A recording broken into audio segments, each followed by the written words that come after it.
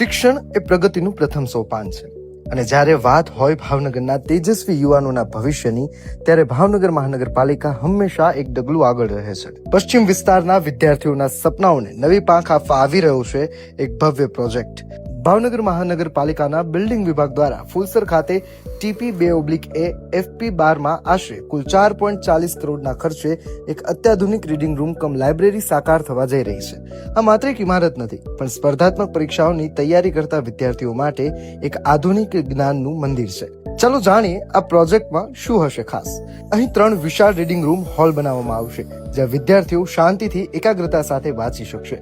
આખું કેમ્પસ મજબૂત compound wall અને સિક્યુરિટી કેબિનથી સજ્જ હશે અને સાથે મુલાકાતીઓ માટે વિશાળ પાર્કિંગ એરિયાની પણ સુવિધા ઉપલબ્ધ રહેશે. આ પ્રોજેક્ટનો મુખ્ય ઉદ્દેશ પશ્ચિમ વિસ્તારના નાગરિકોને શૈક્ષણિક પ્રવૃત્તિ સાથે જોડવાનો અને યુવાનોને સ્પર્ધાત્મક પરીક્ષાઓની પૂર્વ તૈયારી માટે શ્રેષ્ઠ પ્લેટફોર્મ પૂરું પાડવાનું છે.